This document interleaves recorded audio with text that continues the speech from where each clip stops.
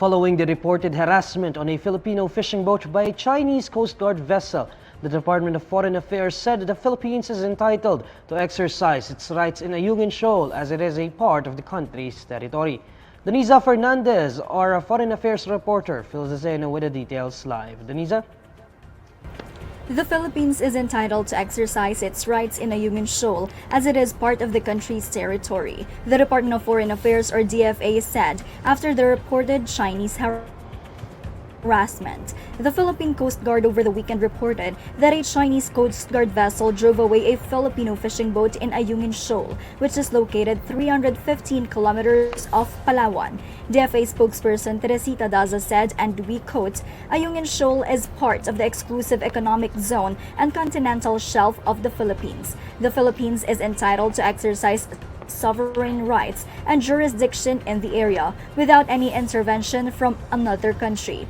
Filipino fishermen are free to exercise their rights and take whatever they are due under Philippine and international law, particularly the 1982 UNCLOS and the final and binding 2016 arbitral award." End quote.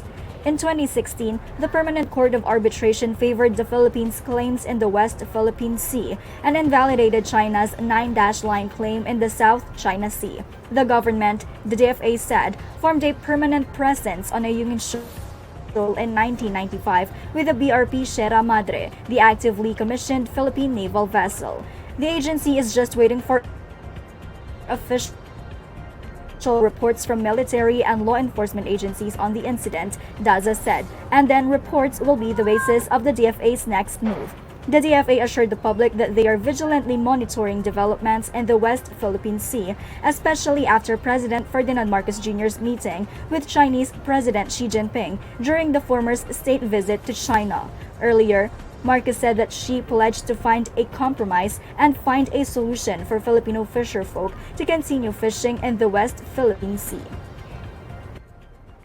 Denisa, you mentioned this in your report. This incident just happened a few days after President Marcos' visit in China, where he and the Chinese President Xi Jinping supposedly agreed on a compromise with regard to the issue of the West Philippine Sea. I understand that President Marcos has already made a comment on this yesterday, but has the Chinese embassy or the Chinese government said anything about this recent incident at the Ayungin Shoal?